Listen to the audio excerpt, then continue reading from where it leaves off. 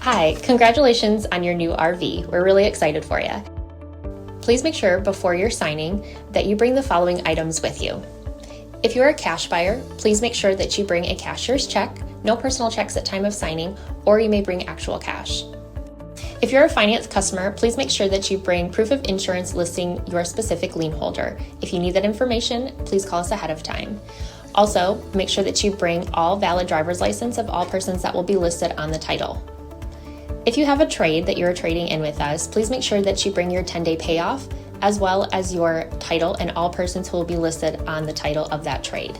Arrive 30 minutes early before your appointment time so we can properly inspect your unit, and also make sure that you have the fridge on and running prior to arrival.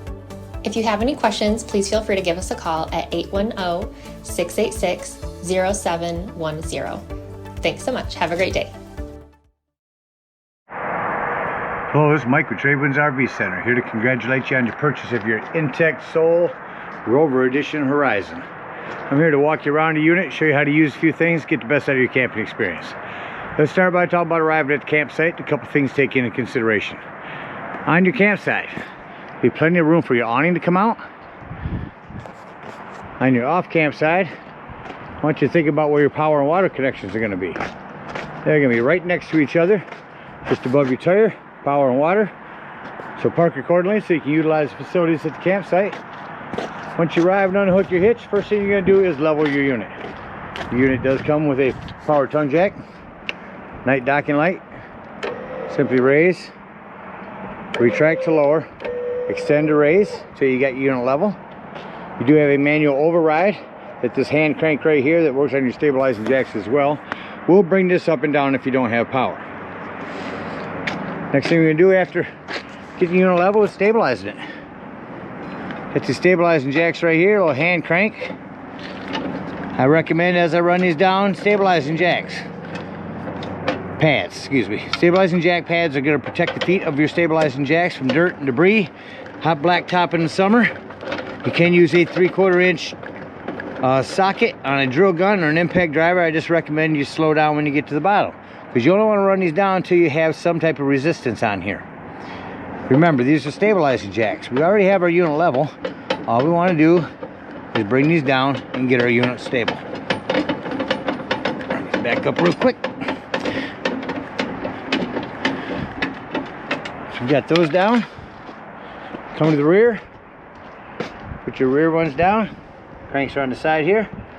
Once we got our unit level and stable, we can hook up our power and water. Big long amp, 30 amp cord right here, plugs into the side. Once it goes in, it twists to the right, and then put your black washer on. Now, at the end of this 30 amp cord, if you ever need to plug into a 110, there's a 30 to 15 amp adapter you can plug into a 110. Comes with your convenience pack. You'll just plug it on the end of this. Get your power hooked up. Let's hook up our water. Now, your docking station is this little white door here. Two places to put in water here: fresh water and city water. Here's your city water connection. First and foremost, our water pressure regulator. This water pressure regulator is going to reduce the water pressure to 40 to 50 psi. It's going to protect the lines in your unit because you don't know what the water pressure is at different campsites. Put that on, hook up your hose. Don't turn your hose on yet. Right here's your hot water heater. This will lift off here. What you want to do at this point is throw some plumber's tape on there and get that snug in there. Don't use plumber's putty, it will gum up on you. Once you got that in there nice and snug, then you can turn that hose on. And after the hose has been on for a little while, I want you to go inside and open up your water taps. Get all the air out of the lines. Once the air is out of the lines, you can go ahead and shut them taps off. And then you can turn on your hot water heater from indoors. If your hot water heater doesn't seem to be working, come out here to these and look, see if they're bubbled up. If they are, simply press them back in. They're a reset valve. And there's your pressure release valve. Now, let's say we're going to go camping, and we're not going to hook up to city water at a campsite. We're going to go boondocking or dry camping. In that case, we're going to fill our potable water. No need for a water pressure regulator here. Simply use a hose. Two ways to tell when it's full. One, there's an overflow valve right here. Or two, on the inside where you check the levels of your black and gray tanks, there's also a button to hold down for your freshwater tank. Once that's full, remove your hose. Remember not to leave it when filling it as well. And then whenever you want to utilize that potable water, you'll turn on your water pump from indoors. Don't turn on your water pump and hook to city water that's already pressurized. All right, we're all hooked up with power and water. Go ahead and walk you around the rest of the outside of the unit, show you a few other things. Starting here on your off-camp side rear, in your storage here is a big tarp that will snap onto the front of your unit, protecting the glass when you travel, and a manual hand crank for your fuel awning. Again, your hot water heater, water connections. Here's, you can plug in a solar panel right there and trickle charge your batteries. Plug in the cable at the campsites here. Again, your power. Here's where we'll dump your tank. And there's a sewage holder. These are access to the back of your fridge. A vent. Inside here, pull these cotter pins out, and inside will be your propane. Come around to your campsite. You do have this magnet for holding your door open. A couple outdoor 110s. And then your outdoor cooking area. Push down on that. Pull this out here. This is a fridge / freezer, depending on what temperature you set it at. Electric. Here's your gas stove. You will take this LP quick connect and connect it right here. Take your rubber off, of course. That'll give you your gas for your cooking stove out here. I'm pressing this back in. Push down on that. Make sure it locks in there. Again, the quick connect LP here. You also have a hose here for an outdoor shower or to spray the unit off. That about covers everything on the outside. Let's go take a look inside your unit.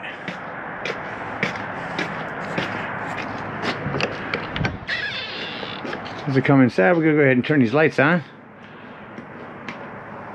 You can turn on your porch light, your front accent lights,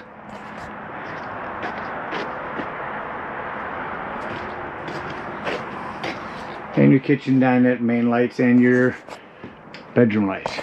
You also have a 110 here with GFCI reset, and more importantly, this is where your fire extinguisher is located. Make sure that you and everyone that's camping with you knows that the fire extinguisher is located at the entry doorway. Coming up into your unit here, here's where you run your awning in and out.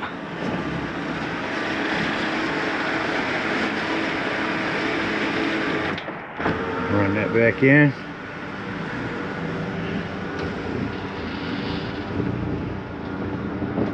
I also have a kitchen accent light, your gas cooktop. Turn this to light, hit your spark. When your gas is turned on, you'll get your flame here, either side. In case this doesn't feel like it's going to close, lift up on it. Coming into your bedroom area, your TV, see if I can get that to come on.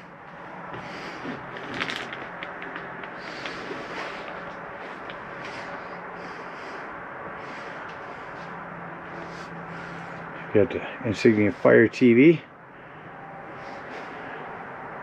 Probably have to go through and set up your stations. Above that clock, here's a power exhaust vent that you can hand crank open. Another thing on your TV here, to swivel it, pull down on this latch, that will release your TV. Another thing to show you behind here. When you get to the campsites, before you run a digital channel scan, make sure that that red button's on. That's a digital channel enhancer to allow you to pick up more channels. Well, that's going to be our thermostat. You get to your air. Might be too cold to come on out here. Crank it all the way down.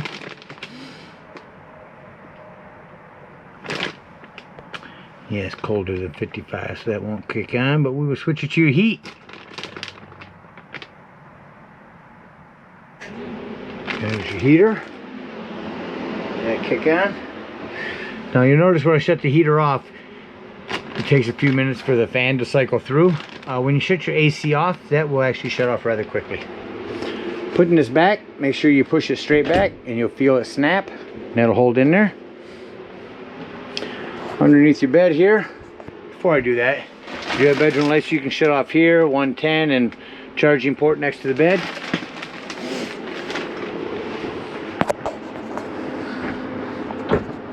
Down next to your bed, here's your 12 volt carbon monoxide propane detector. Now the reason I mentioned that's 12 volts, always running off your battery. So if you are going to be gone for the day, out camping, dry camping, if you're going to be gone, use the battery disconnect to keep this from running your battery down while you're gone. Underneath your mattress will be your access to your water tank and hot water heater.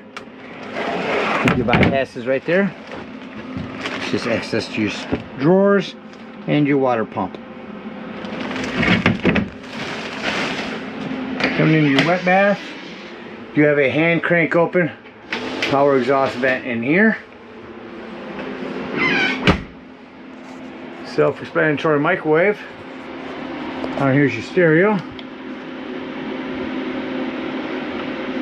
that might not seem like a lot, but remember, so you've got two zones, the front and the back. So here's more great news. The back also is outdoors. Chevy Blazers with 0 down. Nope, no outdoor speakers on this one. Silverado crew cab 4-wheel drive. To the right of that is your control panel. So here's where you turn on your water pump if you're using potable water. Your tank heater, if you're in inclement weather and you think your tanks are going to freeze, that will turn on a little pad on your tanks. Here's where you turn on your water heater if hooked to gas, your water heater if hooked to electric, choose properly. Up here's where you can check the level of your brand new batteries. Here's your fresh tank, and here's your black tank. The fresh water buttons, one I said you can hold down to tell when your potable water is full. Your fridge, Medic fridge, turn that on here. We'll turn that on. We're running off gas, or electric, or 12 volt. Your choice. Over here, temperatures 1 through 5 being the coldest. Down below that's your heater vent. The table here, I'm going to swivel that. That will swivel over to the side. Got on here kind of tight. I want to lift that off here because I want to show you. Oh, there's a little. Now I'm trying to loosen this up.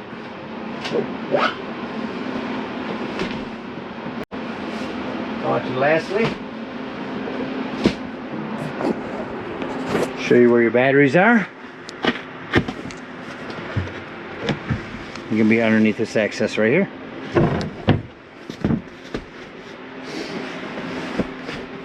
Cushions go back.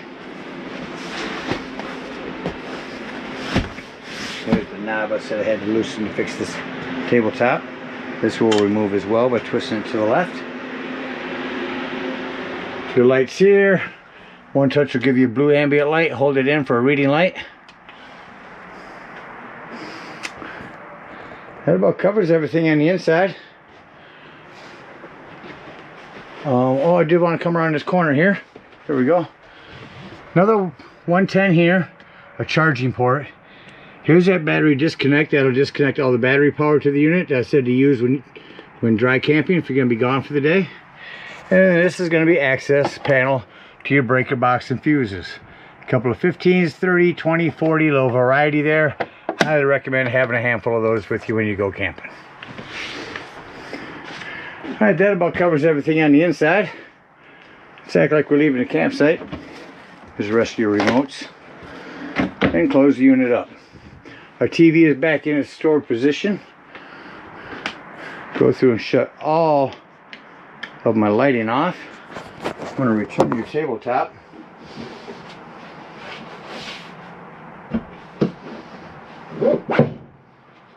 Tighten that back down.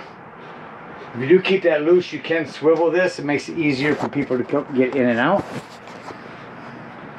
Everything is secured in here. Exit your unit. Now at this point, we're going to bring up our stabilizing jacks. We're going to unhook our power and our water.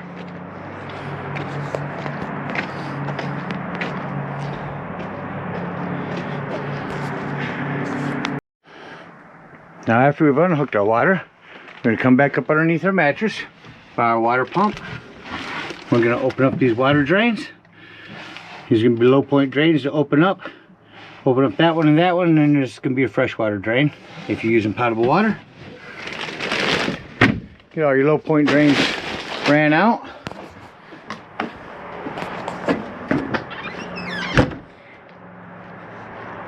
Lastly, after them low point drains are gone, come to your hot water heater. Lift up on this pressure release valve. Then remove your drain plug. And that's going to drain all the hot water out of your hot water heater. Hook up your hitch and head on up to the dump station. At the dump station, you have this one tank. Hook up your sewage hose, comes in your convenience pack. It's 10 foot long. Hook that up. Pull this handle. Now, two ways to tell when that's empty. You can listen, or you can go inside and hold down your black tank button. Once that's empty, wash your sewage hose out with the hose at the dump station, and conveniently and sanitarily store it away. Again, we thank you guys so much for your purchase. Hope you enjoy this sole for many years to come. Happy camping.